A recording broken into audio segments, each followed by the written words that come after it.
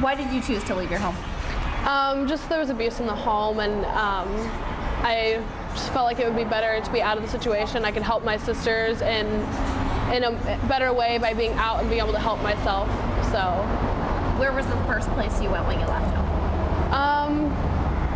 I went to my friend's house. She actually helped me. Like, I lived with her for the first 3 months, and then they kicked me out. So, yeah.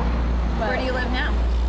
I've been at the Mission, and I've stayed at a couple friends' house here and there. So, yeah. What's it like being homeless? Well, it might sound odd, but like, I would like to have a quote-unquote better life, but I wouldn't trade it for anything, because I've learned so much about myself and about other people and about how to help other people. So yeah. What have you learned? I think the biggest thing is that people are so different, and like there's such a variety of everything just in society in general, and like the homeless population is growing so much, because not only because of like job losses and stuff like that, but like people are just getting fed up with the way other people are treating them. So it's really kind of unfair that people feel like they have to leave their family because of abuse or like unjust treatment in any way. So can you kind of take me through the day in the life of Miranda? You wake up, what do you do? Well, it depends on the day. I either go to school or I come here. I have school every day except for Fridays, so Fridays are kind of my laid back days. I just hang out. Usually I have school in the morning and or at night, so when I do go to class. Mondays are kind of like odd days for me because I have split classes, but like on a normal day it would be I would have class in the evening, and I just hang out at New Roads, and then I go to class and then go wherever I'm staying the night and wake up and do it again the next day. So are there days where you don't know where you're gonna sleep?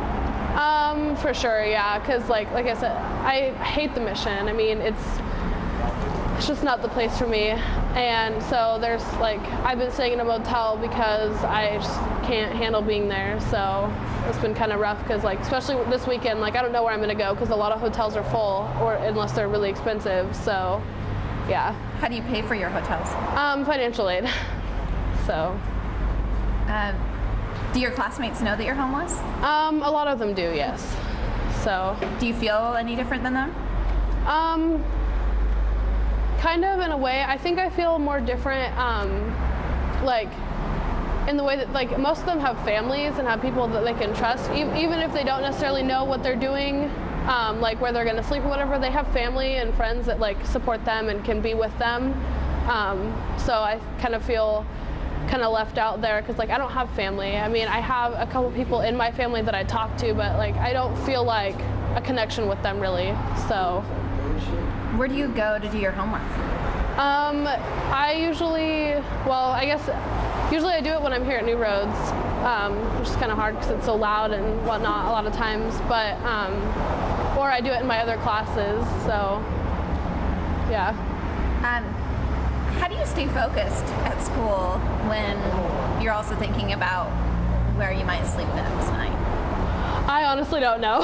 Sometimes I can't focus, and I just like can't help but like focus on where I'm gonna sleep or how I'm gonna get my next meal. Like when I run out of food stamps for the month, they kind of take turns. Sometimes I can't help but think about school, and other times I can't help but think about where I'm gonna sleep or whatever. So it just kind of depends on the day. What are you studying? I'm gonna be a psychology major, possibly double major pre-law. So what do you want to do with your life? Well, my dream has been for a long time to be the first woman president, but I don't think that's going to happen. But I do feel like I at least have a chance at least running for president, but my goal now is to be the first gay woman president openly. So, yeah. You want to go to law school? I mean, it sounds like, you have to have a pretty good education to become president. Yeah. And many people, some people might see the story and say, oh, those dreams are pretty crazy. All women might say they want to be the first woman president, but yeah. What do you have to say to those people who say, well, that's a pretty far-fetched dream. That doesn't even seem realistic. Maybe she's just pulling her leg. Well, dreams are dreams, and you can either choose to strive for them, or you can choose to say that they're not worth anything, or that they're unachievable. I mean, anything can be unachievable and anything can be achievable. I mean, if you shoot for the stars, if you don't get there, you're going to land on the moon. I mean, if you shoot as high as you can get, you're going to get higher than what most people would think, no matter what, because you're shooting for higher than a lot of people do. So. And if you don't become the first openly gay woman president, what else have you thought about doing? I really have a passion for human rights. So if I don't, well, also you have to be, I think, 35 to be president. So in between that time, or even if I don't make it, I mean, at least I had the dream, and at least I tried to achieve my dream. But I would love to start here and now. I mean, I feel like that's where it starts, is in your community, in your household, for changing the world. Like, that's my dream, is to change the world. So, I mean, baby steps are steps in the right direction. So, yeah. Yeah. There we go. What do you want to do after college? I really don't know. I would love to work here at New Roads. I think that would be great. I love the atmosphere here. I love to help people, and I've been in the situation, so I know how to relate. So I think that would be really fun.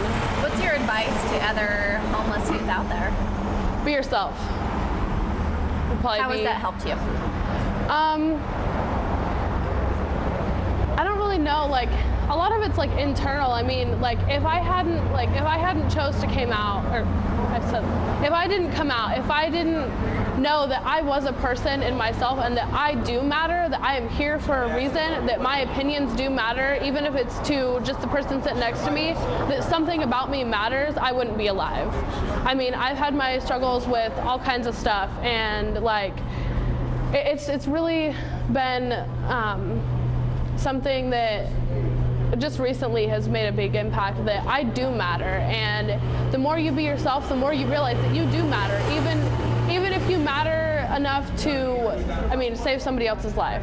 I mean, like, I had a friend the other day that was really depressed and really upset, and she was really like, I just don't see any point in living. And I'm like, dude, just be yourself. And that was a couple weeks ago, and she is, I mean, she's doing great now.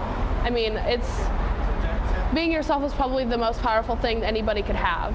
So just knowing that you are a person, and that you do, even if there is those people out there who don't care, somebody out there cares. So. What do you think is the biggest misconception about homeless youth? I don't really know, like, I mean, there's a lot of stereotypes. I would think that the biggest one would probably be that we're never going to make anything of ourselves. But actually, there's a lot of us here. I know 4 or 5 people that are homeless, that actually come to New Roads, that are in school. And we are striving to achieve the dreams that we don't even know that we have. I mean, just by coming here every day and eating and showering and stuff, I mean, that has to say something. Because if we weren't ever going to achieve anything, we wouldn't be here every day. We wouldn't be taking care of ourselves by eating or showering or hygiene. Like, we wouldn't be here. We wouldn't be around.